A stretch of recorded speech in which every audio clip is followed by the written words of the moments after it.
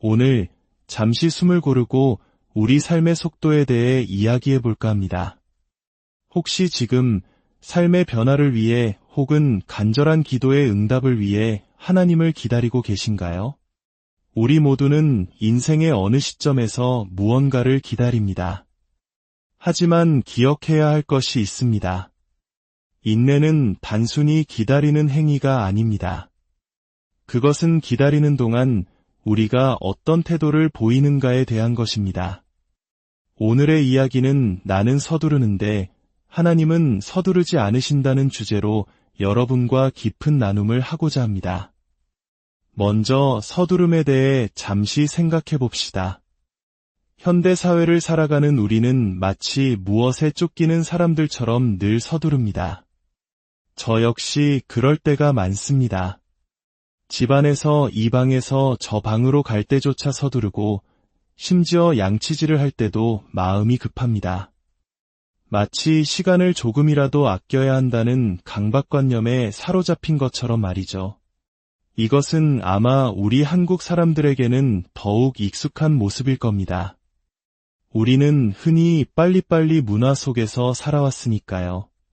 경제 성장의 동력이 되기도 했지만 우리의 영혼을 잠식하는 부작용도 컸습니다. 하나님께서는 이런 저에게 속도를 늦추라고 계속해서 말씀하고 계십니다. 저는 이제 의식적으로 집 안에서도 천천히 걸으려고 노력합니다. 불필요할 정도로 느리게 걷는 것이 아니라 평온한 마음으로 서두르지 않고 걷는 연습을 하는 것입니다. 하나님의 리듬이라는 책이 있습니다. 이 책은 우리가 하나님의 시간, 그분의 리듬 안에서 살아가는 법을 배워야 한다고 말합니다. 한번 상상해 보시겠어요? 예수님께서 이 땅에 계실 때 제자들을 데리고 사역하시면서 얘들아, 서둘러라. 다음 마을로 빨리 가야 한다. 어서! 라고 재촉하시는 모습을요. 상상만 해도 어색하지 않나요? 아마 예수님은 결코 그러지 않으셨을 겁니다. 왜일까요? 그분은 언제나 온전한 평안 속에 거하셨기 때문입니다. 우리가 평안을 누리지 못하는 가장 큰 이유 중 하나가 바로 이 서두름 때문입니다. 몸은 이곳에 있지만 마음은 이미 저 멀리 다음 할 일에 가 있습니다. 우리의 마음이 있는 곳에 사실상 우리가 존재하는 것입니다. 결국 우리는 지금 이 순간에 일어나는 모든 소중한 것들을 놓치고 맙니다. 현재에 머무르지 못하면 우리는 그 시간 동안 일어난 모든 것을 잃어버리는 것과 같습니다. 만약 여러분이 지금 제 이야기에 집중하지 않고 5분만 정신적으로 다른 곳에 다녀온다고 상상해 보세요. 점심 메뉴를 고민하거나 어떻게 하면 예배가 끝나자마자 빨리 빠져나가 주차 전쟁을 피할 수 있을까 생각하는 동안 여러분은 이 5분 동안 주어진 하나님의 메시지를 놓치게 됩니다.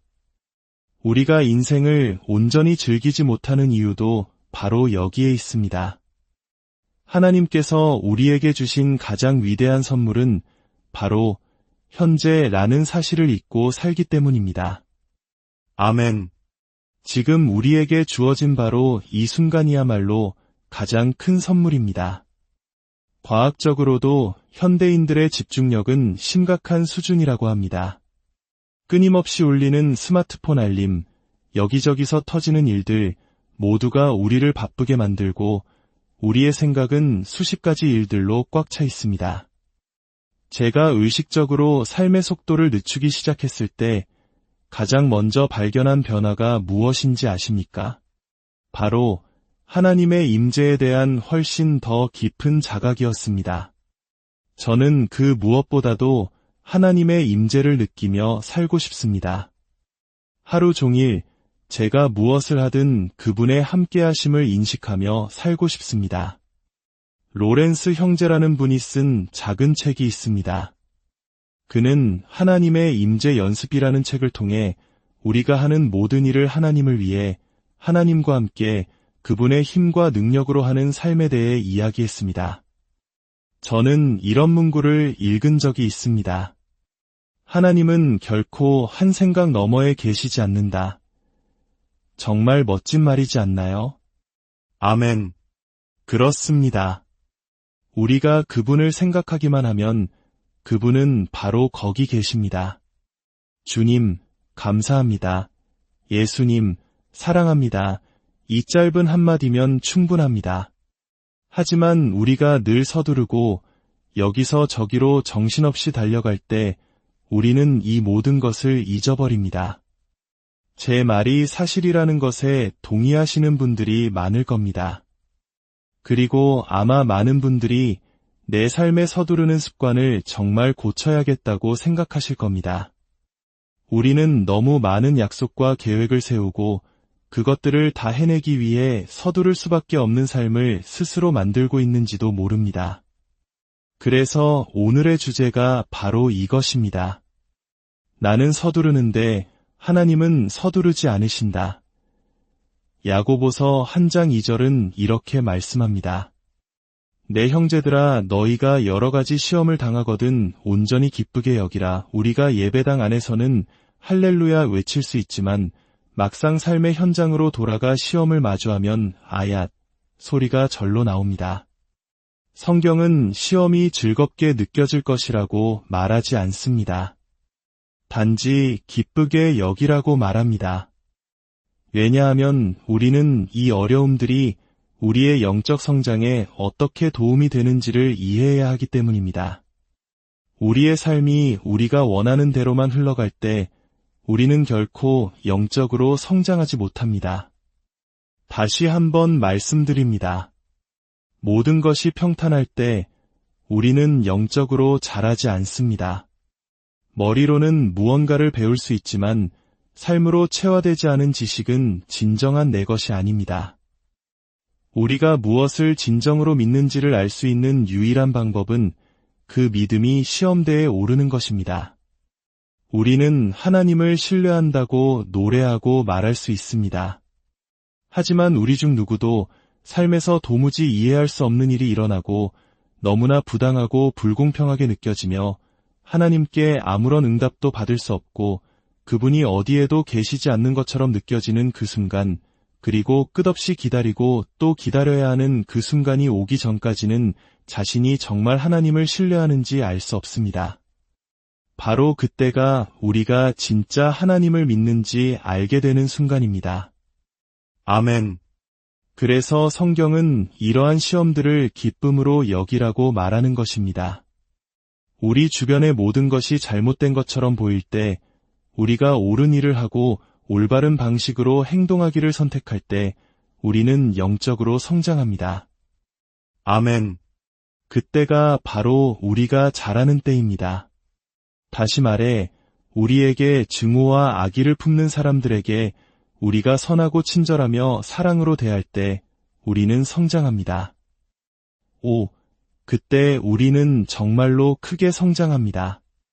주여, 자비를 베푸소서.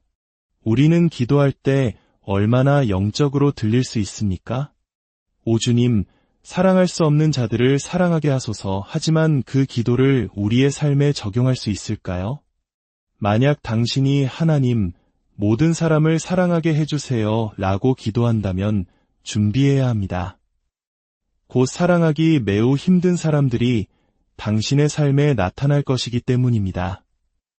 이것이 바로 성경을 그냥 읽는 것과 깊이 묵상하며 공부하는 것의 차이입니다. 여러 가지 시험과 환난에 빠질 때 기쁘게 여기라. 이는 인내를 이루어 결국에는 모든 것이 선하게 될 것임을 알미라. 이 구절을 그냥 읽고 지나가면 그 의미를 전혀 깨닫지 못할 수 있습니다. 우리가 속도를 늦추고 이 말씀이 지금 나에게 내 삶에 무엇을 말하고 있는가 라고 깊이 생각하지 않는 한 말입니다. 아멘. 왜 기쁘게 여겨야 할까요? 성경은 그것이 인내를 만들어내기 때문이라고 말합니다. 한 성경 번역본에서는 인내를 끄집어낸다고 표현합니다. 제 경험에 비추어 보면 인내가 나오기 전에 제 안에서 온갖 것들이 먼저 끄집어내졌습니다. 그것들은 결코 아름답지 않았습니다. 우리가 거듭날 때 우리 존재의 가장 깊은 곳, 우리 영의 자궁에는 하나님의 모든 것, 그분의 능력, 성령의 모든 열매가 씨앗으로 심어집니다. 그리고 우리가 그 씨앗에 말씀의 물을 주고 성령님과 함께 동행할 때 그 열매들은 결국 우리의 영뿐만 아니라 우리의 혼, 즉 마음과 의지, 감정까지 채우게 됩니다. 우리의 생각이 달라지고 말이 달라지고 좋아하는 것들이 달라집니다. 그리고 오직 그때에만 세상은 우리를 통해 예수님을 볼 수 있게 됩니다. 그렇습니다. 인내는 이미 우리 안에 씨앗으로 심겨 있습니다. 하지만 저에게는 죽어야만 하는 육신이 있었습니다. 제가 육신이 죽어야 한다고 말할 때 무슨 의미인지 아시겠습니까? 우리의 육신이 죽는다는 것은 내 뜻대로 되지 않아도 여전히 행복할 수 있다는 것을 의미합니다. 아멘. 자아에게 죽는다는 것은 권위를 가진 누군가가 당신이 하고 싶은 일을 하지 못하게 막을 때 당신이 좋은 태도로 그 권위에 순종할 수 있는지를 보는 것입니다. 오늘날 우리가 사는 세상은 너무나 반항적입니다. 누구도 지시받는 것을 원하지 않습니다. 야고보서 5장 7절에서 9절은 말합니다.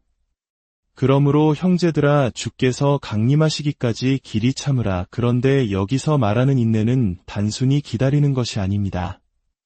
인내는 기다리는 동안 당신이 어떻게 행동하는가입니다. 주님이 다시 오실 때까지 인내하라고 합니다. 5분 동안 참는 것이 아니라 하나님께서 이 땅에서 우리를 향한 그분의 일을 마치시고 우리를 본향으로 데려가실 때까지 인내하는 것입니다. 성경은 농부의 예를 듭니다. 보라, 농부가 땅에서 나는 귀한 열매를 바라고 길이 참아 이른 비와 늦은 비를 기다리나니 농부를 생각해 보십시오. 그는 먼저 땅을 갈아엎어 씨앗을 받을 수 있을 만큼 부드럽게 만들어야 합니다. 그리고 씨앗을 심고 흙으로 덮습니다.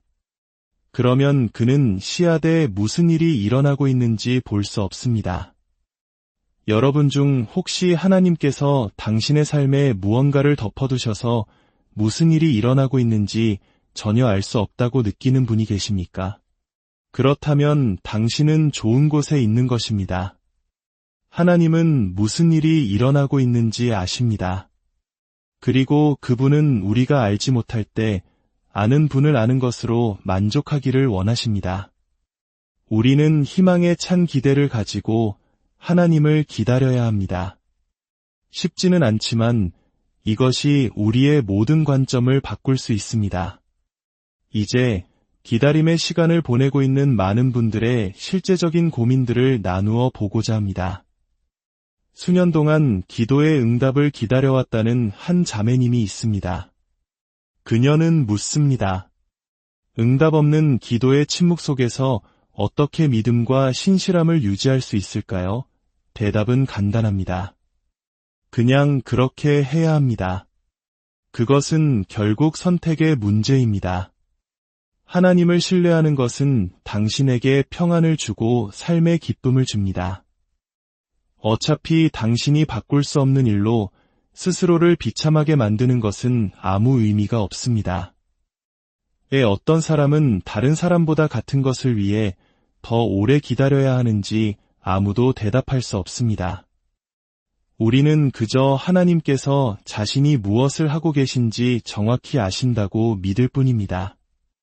저는 그녀에게 하나님이 응답하지 않으셨다고 느끼는 한 가지에만 집중하지 말고 그분이 이미 그녀를 위해 행하신 모든 일들을 기억하며 스스로를 격려하라고 권하고 싶습니다. 저 역시 제 아버지의 구원을 위해 아마 30년은 기도했을 겁니다. 그 후에야 아버지는 마침내 주님께 삶을 드리셨습니다. 타이밍은 하나님의 손에 맡겨야 합니다. 또 다른 분의 사연입니다. 24년간의 결혼 생활 끝에 5년 전 이혼한 분입니다. 그녀는 끊임없는 외로움과 싸우고 있으며 인생의 동반자를 간절히 원하지만 조급함 때문에 힘들어합니다. 외로움을 다루고 기다리는 동안 인내심을 가지려면 어떻게 해야 할까요? 외로움에 대해 누구나 할 수 있는 일이 있습니다. 바로 나가서 다른 사람을 돕는 것입니다. 양로원을 방문하거나 교도소 사역에 참여하는 등 무언가를 하는 것입니다. 저도 외로움을 이해합니다. 저 역시 제 삶에서 그런 경험을 했습니다. 하지만 하나님은 항상 그녀와 함께 계십니다. 그녀가 그것을 더 많이 생각할수록 그 사실은 더욱 현실이 될 것입니다. 우리의 가장 큰 문제 중 하나는 옳은 것 대신 잘못된 것에 대해 생각하는 것입니다. 해답 대신 문제에 대해 온종일 생각하는 것입니다.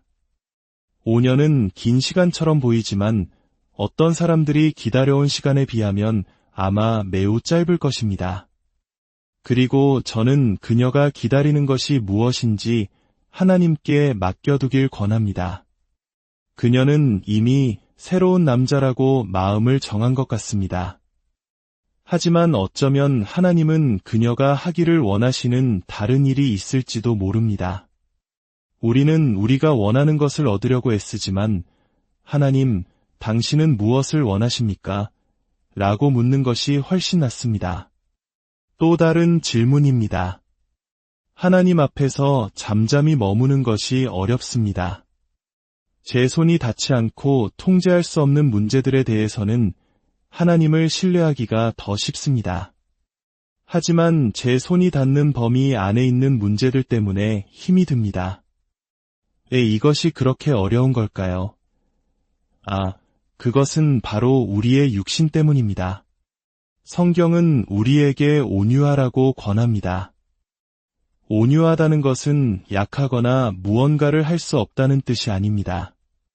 온유함의 정의는 통제된 힘입니다.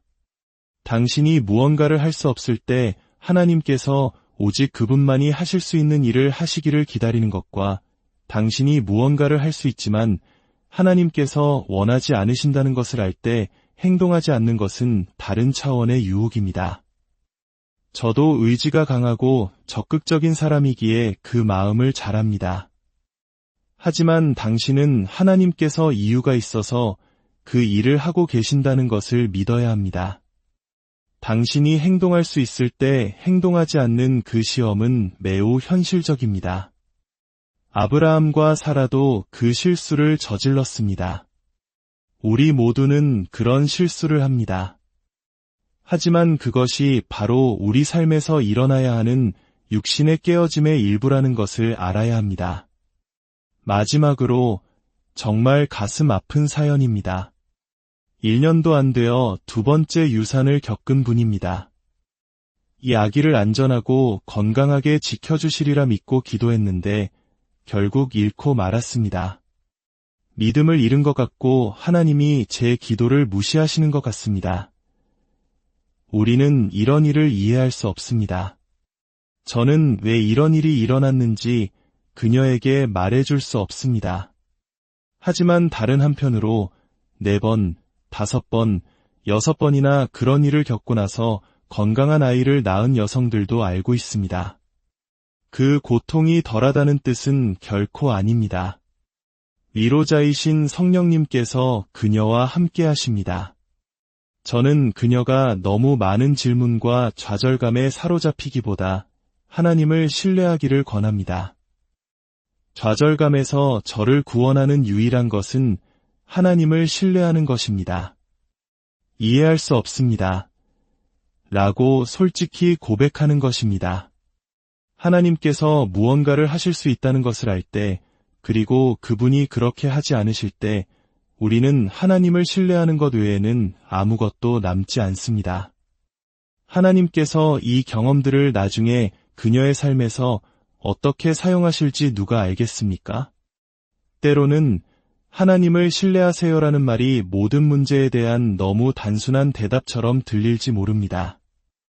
하지만 가장 실제적인 측면에서 그것이 바로 모든 문제의 해답입니다. 잠언 3장 5절은 말합니다. 너는 마음을 다하여 여호와를 신뢰하고 내 명철을 의지하지 말라. 시편 37편은 제가 늘 의지하는 시편입니다. 악이 승리하는 것처럼 보일 때 초조해하지 말라고 말합니다. 결국 온유한 자가 땅을 차지할 것이기 때문입니다. 그리고 온유한 자는 하나님의 때를 기다리는 사람입니다. 라는 질문은 결코 멈추지 않을 질문입니다. 그리고 가장 적은 답을 얻는 질문이기도 합니다. 예수님께서 십자가에 달리셨을 때 나의 하나님, 어찌하여 나를 버리셨나이까? 라고 외치셨습니다. 하지만 하나님은 대답하지 않으셨습니다.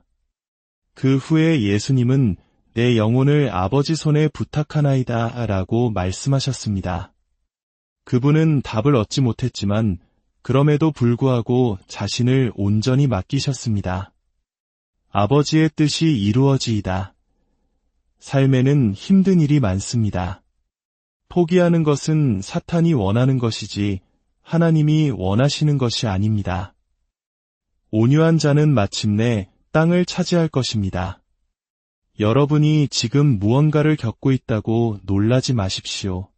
하나님은 당신을 성장시키고 계십니다. 지금은 감사하지 못할 수도 있지만 언젠가 돌아보면 감사하게 될 것입니다.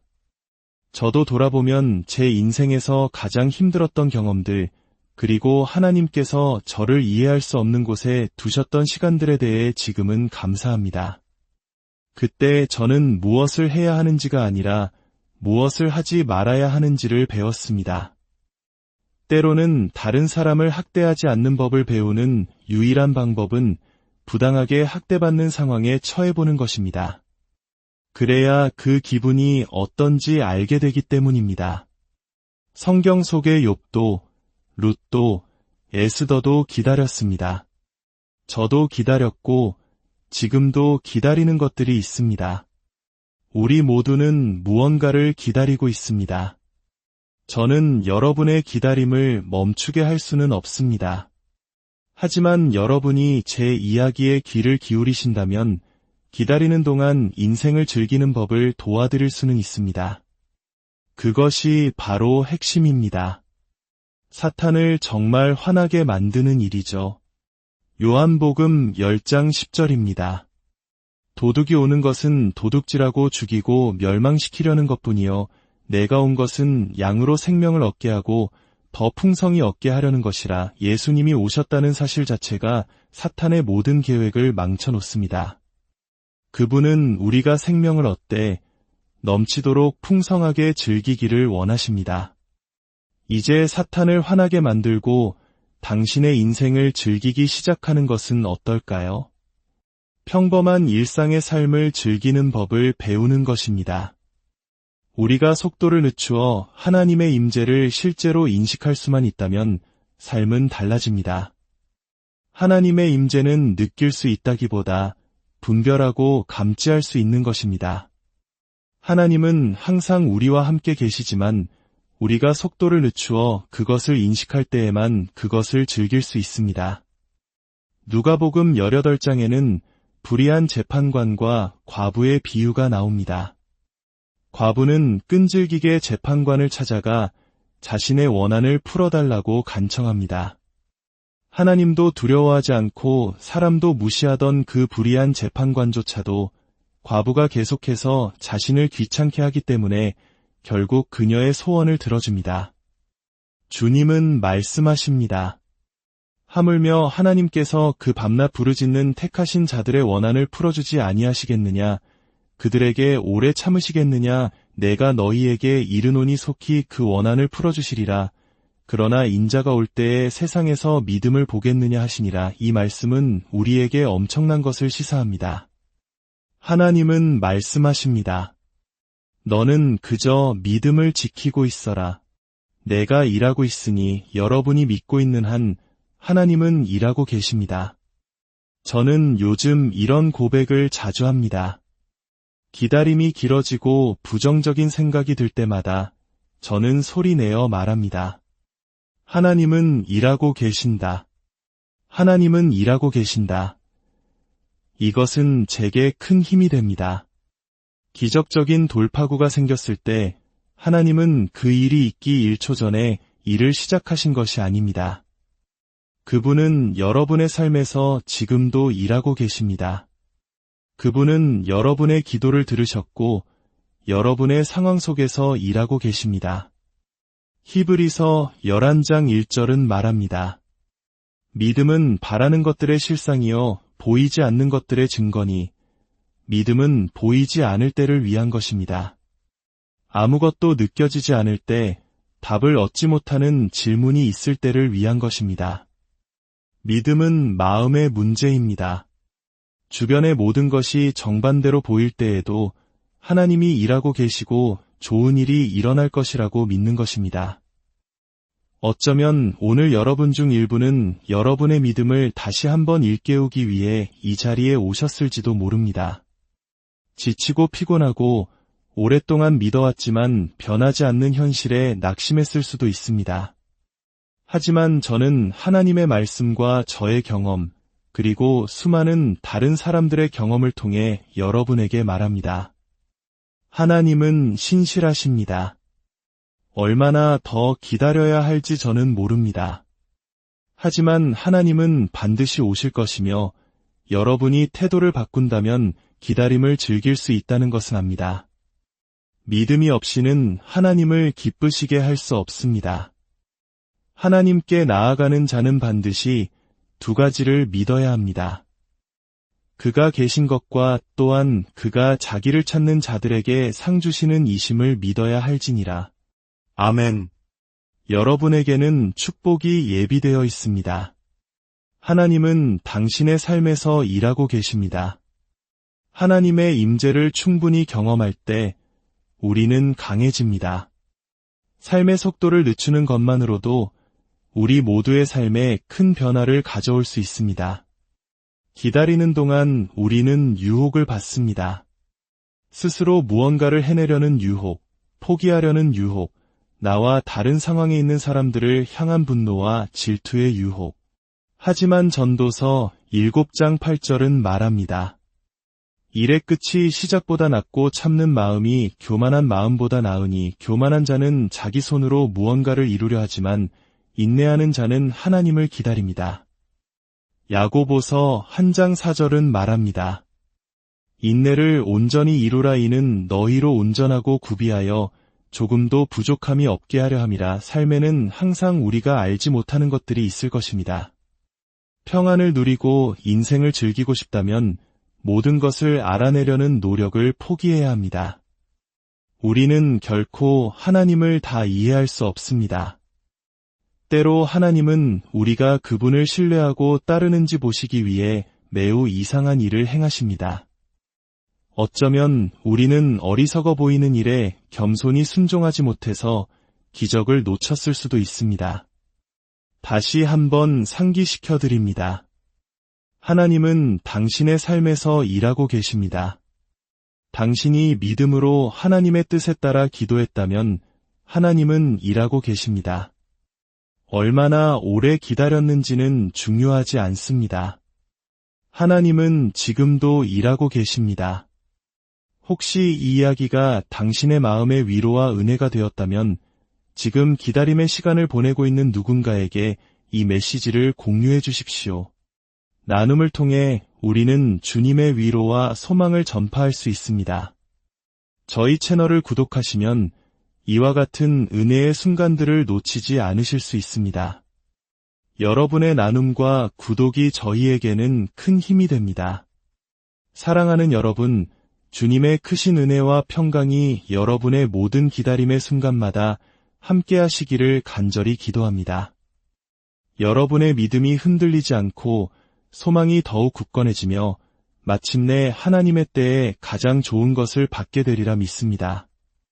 주 예수